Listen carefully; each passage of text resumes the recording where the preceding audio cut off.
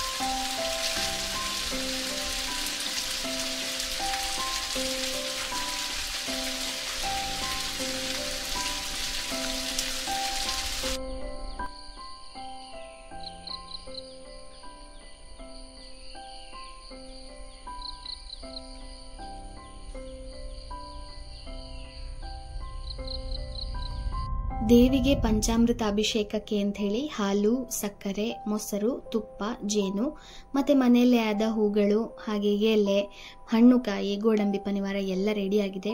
ಈ ಪೂಜೆಯಲ್ಲಿ ಮೊದಲು ಕಲಶ ಪೂಜೆ ಆಗ್ತದೆ. ಬೇಸಿಕಲಿ ಒಂದು ಕಲಶದಲ್ಲಿ ನೀರು ತುಂಬಿಸಿ ಗಂಧ, ಅಕ್ಷತೆ, ತುಳಸಿ ಹಾಗೆ ಹೂವಿಂದ ಪೂಜೆ ಮಾಡ್ತೇವೆ. ಈ ನೀರು ಗಂಗೆ ಅಂತ ಹೇಳಿ ಕನ್ಸಿಡರ್ ಆಗ್ತದೆ. ನಮ್ಮ ಮನೆಯಲ್ಲಿ ದಿನಾಲು ಹೊಸ್ತಿಲು ಪೂಜೆ ಜೊತೆ ಕಲಶ ಪೂಜೆ ಕೂಡ ನಡೀತದೆ.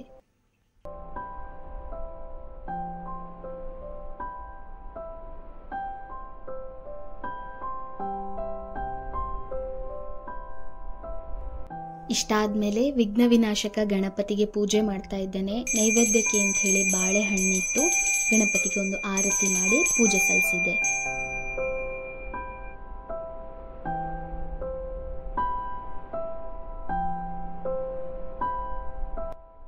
ಕಲಶ ಪೂಜೆ, ಗಣಪತಿ ಪೂಜೆ ಇದೆರಡು ಆದ್ಮೇಲೆ ಮಂಗಳಗೌರಿಗೆ ಪೂಜೆ ಮಾಡ್ತೇವೆ. ಮಂಗಳಗೌರಿ ವ್ರತವನ್ನು ಮುತ್ತೈದೆ ಮದುವೆ ಆದ ಫಸ್ಟ್ 5 ಇಯರ್ಸ್ನಲ್ಲಿ ಮಾಡುವಂಥದ್ದು. ಶ್ರಾವಣ ಮಾಸದ ಪ್ರತಿ ಮಂಗಳವಾರ ಈ ವ್ರತ ಮಾಡ್ತೇವೆ. ನಂಬಿಕೆ ಏನಪ್ಪಾ ಅಂದರೆ ತನಗೆ, ಗಂಡನಿಗೆ, ತಂದೆ ತಾಯಿ, ಅತ್ತೆ ಮಾವ, ಮನೆಯವರು ಎಲ್ಲರಿಗೂ ಆರೋಗ್ಯ, ಆಯುಷ್ಯ, ನೆಮ್ಮದಿ ಸಿಗಲಿ ಅಂತ ಹೇಳಿ ಮಾಡುವಂಥದ್ದು. ಇಲ್ಲೀಗ ದೇವಿಗೆ ಪಂಚಾಮೃತ ಅಭಿಷೇಕ ಮಾಡಿದ್ದೇನೆ ಮತ್ತು ಹೂವಿನ ಅರ್ಚನೆ ಮಾಡಿದೆ ಅಷ್ಟೊತ್ತರ ಹೇಳಿಕೊಂಡು. ಅದಾಗಿ ದೇವಿಗೆ ಅಲಂಕಾರ ಮಾಡಿದೆ ಹೂವಿಂದ. ನೈವೇದ್ಯಕ್ಕೆ ಅಂತ ಹೇಳಿ ನನ್ನ ಕೈಯಲ್ಲಿ ಏನೇನಾಗಿದೆ ಅದನ್ನೆಲ್ಲ ದೇವರಿಗಿಟ್ಟೆ. ಅದಾಗಿ ಕರ್ಪೂರದ ಆರತಿ ಮಾಡಿ ನಾನು ದೇವಿ ಹತ್ರ ಪ್ರಾರ್ಥನೆ ಮಾಡಿಕೊಂಡೆ.